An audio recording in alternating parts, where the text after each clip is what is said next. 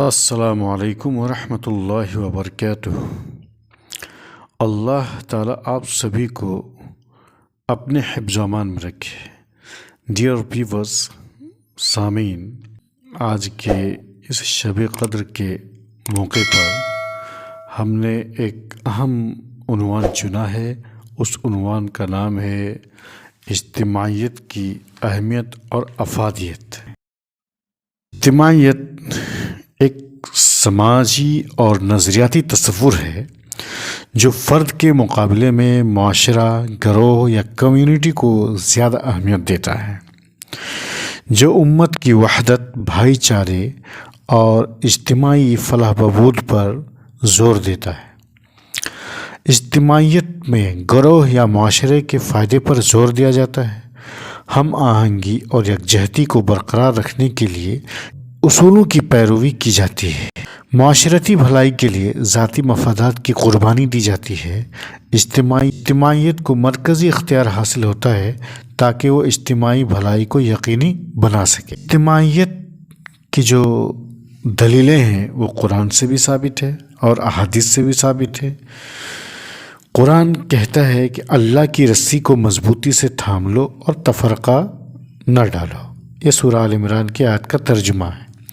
یہ آیت مسلمانوں کو متحد رہنے اور فرقہ واریت سے بچنے کی تاکید کرتی ہے۔ اجتماعی فیصلوں میں مشاورت کی اہمیت دی گئی ہے، جیسا کہ سورہ شورى میں مومنین کی خاص عادت کا ذکر کیا گیا ہے کہ اور ان کے معاملات آپس کے مشورے سے طے ہوتے ہیں۔ اجتماعیت میں نیکی اور تقوی میں تعاون کا حکم دیا گیا ہے۔ حدیث میں مسلمانوں کو ایک عمارت کے مانند اور جسد واحد کہا گیا ہے۔ پھر جماعت کے ساتھ نماز پڑھنے سے 27 درجے زیادہ فضیلت والا قرار دیا گیا ہے۔ اگر اجتماعیت سے نہ جڑیں تو اس سے الگ رہنے کے سنگین نقصانات ہو سکتے ہیں، جو اپنی سماجی اور انفرادی سطح پر ظاہر ہوتے ہیں۔ اجتماعیت سے الگ رہنے والا شخص گمراہ اور شیطان کا شکار ہو جاتا ہے، اور حدیث میں جماعت کو لازم پکڑنے کے لیے کہا گیا ہے، کیونکہ بھیڑ سے ہٹ جانے والا شخص بھیڑیا کا شکار ہو جاتا ہے۔ اجتماعیت سے کٹ جانے والا شخص یا فرد برکات سے محروم ہو جاتا ہے، سماجی اعتبار سے تنہا اور عدم تحفظ محسوس کرتا ہے، مشکلات میں تنہا ہو جاتا ہے۔ اجتماعیت سے کٹ کر خود غرضی میں مبتلا ہونے والا سماج بے چینی، فرقہ واریت اور انتشار سے متاثر ہو جاتا ہے۔ فرد کے حساب سے اجتماعیت سے الگ ہونے والا شخص ڈپریشن، بے چینی اور مایوسی کا شکار ہو جاتا ہے۔ اجتماعیت سے الگ رہنے والا شخص غلط فیصلہ کرتا ہے، وہ فیصلہ سازی صحیح سے نہیں کر سکتا۔